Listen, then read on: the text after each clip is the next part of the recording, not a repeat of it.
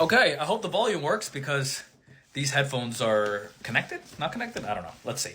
So the Quran says in Surah 3, Ayah 28, and it took me a long time to kind of like figure this one out. So let me know what you guys think. I'm curious about this. It says, Ayah 28, Surah 3.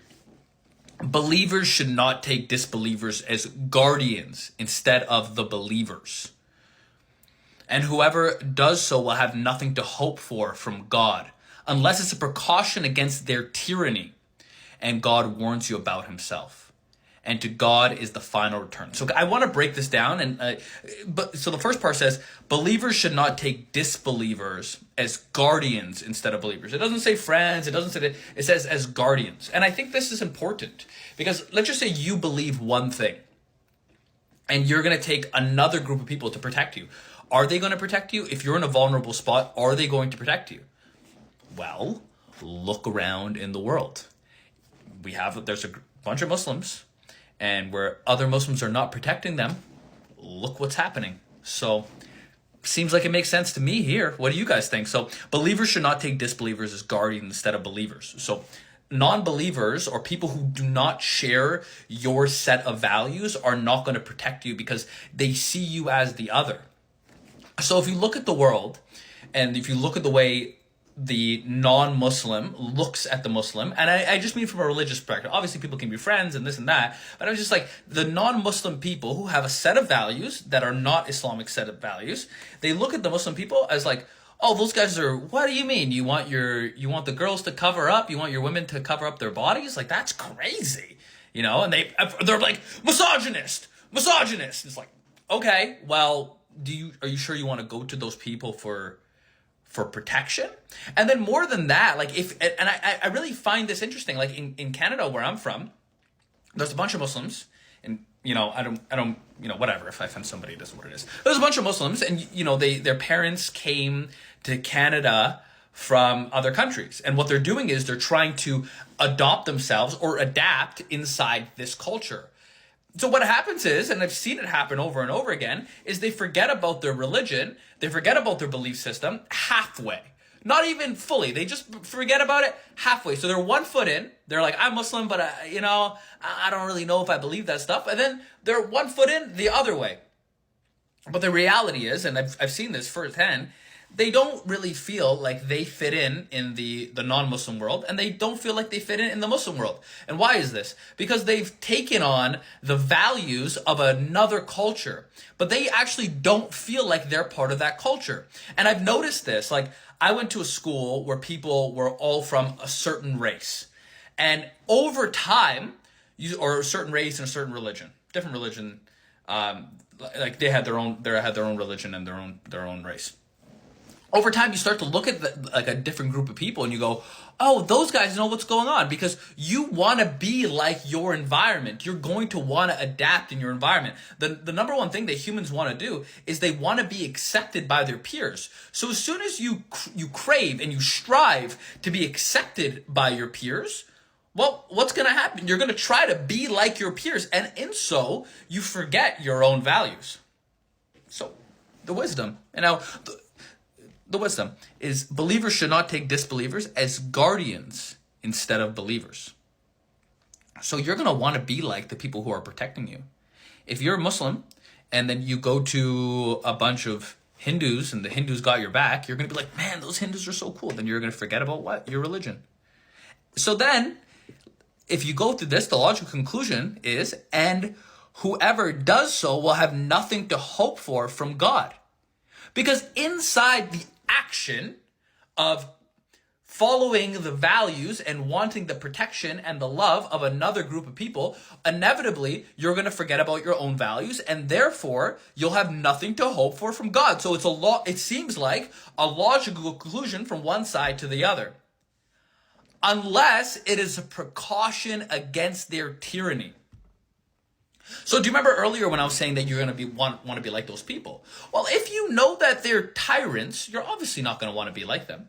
So the logic there is pretty sound. If you know that they're tyrants, it's a precaution against tyranny. Now, if God knows what's in your heart and you're pretending that they're tyrants, you're trying to be like them, I don't think that counts. What it should be is if you're trying to guard yourself against their tyranny, unless you're trying to stop them from being tyrannical against you, then you would look to them for protection. So also it gives you a loophole here. Now the loophole is inside you. Your actions are based off your intentions. So if your intention is to just be, is to look for guardianship from other people because you're weak, what's going to happen is you're going to look to other people and you're not going to be able to form a community. And therefore you're going to look to other communities as for help. You're going to become part of that communities, and then your community is falling apart and you have nothing to hope for against God, unless you're a precaution against the tyranny. Because if you look at another group as tyrannical, what are you going to do is you're going to follow your group. So if there's a group of Muslims and this group of Muslims goes, okay, we need these people for protection, I understand, but we're still inside of our group. Well, you're not really looking at them for 100% protection anyways. You're just in the meantime while you're enduring. Now, I'm pretty sure that this has to do with Muslims in Medina. When they were leaving, they were not in Mecca. Well, either way, if they were in Mecca or in Medina, both places had non-Muslims, and this new group of people, this new formation of these people who believed in this new religion that had nothing to do with the old society. The old society hated this new religion because this new religion was telling you, don't bury your children alive. The new religion was saying, give to the poor.